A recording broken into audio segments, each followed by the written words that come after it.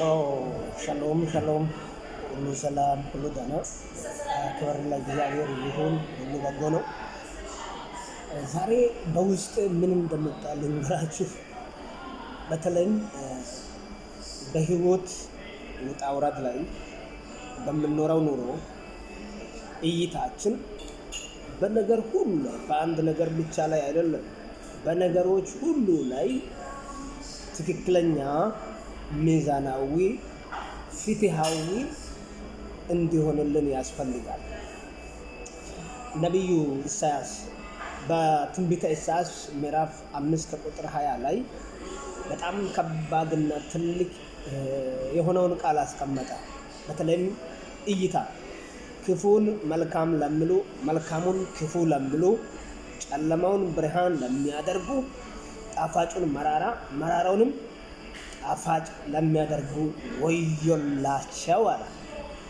እኔ አጭር ላይ ይሄ ቃል በህይወቴ ሰሞኑን ይመላለስ ነበር እና 7 ወዮታዎች በዚህ በኢሳያስ ምዕራፍ 5 ውስጥ አለ።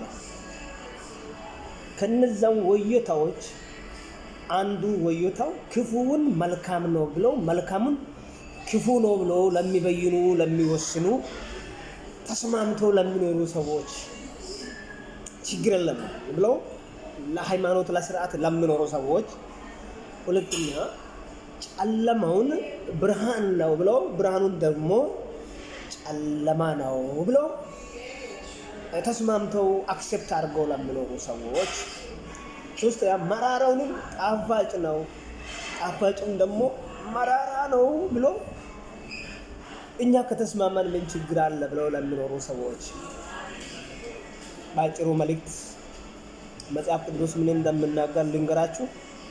ወዮላቸው ነው ማለት።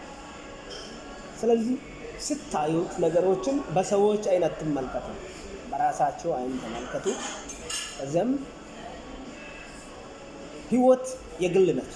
በህይወታችሁ ውስጥ ማንም ዳኛ፣ ማንም ሹም፣ ጭቃ ሹም፣ ከበርቴ ሊሆን አይችልም እና ወንጌል ነፃ አወጣ ብለን እንደገና በባርነት ቀንበር ላይ እንዳንያዝ ብርሃንን እንደ ብርሃን፣ ጨለማን እንደ ጨለማ ማየት አለብን። መልካሙን እንደ መልካም፣ ክፉን እንደ ክፉ ማየት አለብን። መራራውን እንደ መራራ፣ ጣፋጩን እንደ ጣፋጭ ማየት አለብን። ያን ጊዜ ሰዎች እንሆናለን። በእግዚአብሔር ፊት ደግሞ እውነተኛ የወይን ግንድ ልንሆን እንችላለን። እዚህ ስለ እስራኤል ነበረ ነቢዩ ኢሳያስ የሚናገረው። እግዚአብሔር እስራኤልን ስላይ ከአብርሃም ጀምሮ ቀጥሎም ከይስሐቅ ቀጥሎም ያዕቆብን ከ12ቱ ወገን ለራሱ ሌዋውያንን መረጣ። በሌላም ሰዎቹን መረጣ። አልተሳካለትም። ለእግዚአብሔር የሚሆኑ አይደለም። ስለዚህ እግዚአብሔር ተቸገረ። ከተቸገረ በኋላ ምንድነው ያሰበው? በቃ በሆነ ዘመን ላይ ድንግል ትጸንሳለች፣ ወንድ ልጅ ይወለዳል።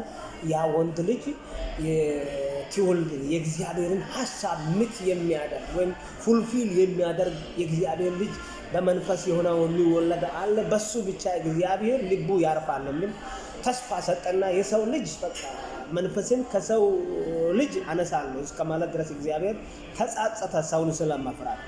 እዚህ ነቢዩ ኢሳያስ አይቶ የሚናገረው ቃል ይሄ ነው። ፕሊዝ በእግዚአብሔር ፊት ለመልካም እንድንኖር ጌታ ይርዳል። እና እስራኤላውያን ለእግዚአብሔር የተመቹ አይደለም። ልክ እንደ እግዚአብሔር እንዲያዩ እግዚአብሔር ብርሃን ብሎ እንደፈጠረ፣ ጨለማን ጨለማ ብሎ እንደፈጠረ፣ መልካሙን መልካም ብሎ እንደፈጠረ፣ ክፉን ክፉ ብሎ እንደፈጠረ፣ በዛም መራራውን መራራ ነው ማለት እንዲችሉ ነበር። ሰዎች ለካ ለእግዚአብሔር ልክ እንደ እግዚአብሔር ማያስ ስለማይችሉ እግዚአብሔር እንደተጻጸተ ኢሳያስ አየና ወዮላቸው ለዚህ ትውልድ። አንድ ነገር ልንገራችሁ። የእግዚአብሔር ጸጋ በተገለጠው ዘመን ላይ በጸጋ አይን ገብዛ የጠፋውን ነገር አትመልከቱ። በጸጋ አይን ሹመት አትመልከቱ። በጸጋ አይን የህዝብ ብዛት አትመልከቱ። በጸጋ አይን ደሞዝ አትመልከቱ። በጸጋ አይን የእግዚአብሔርን ክብር ተመልከቱ። ይህንን በጌታ በኢየሱስ ፍቅር ለመንኳት።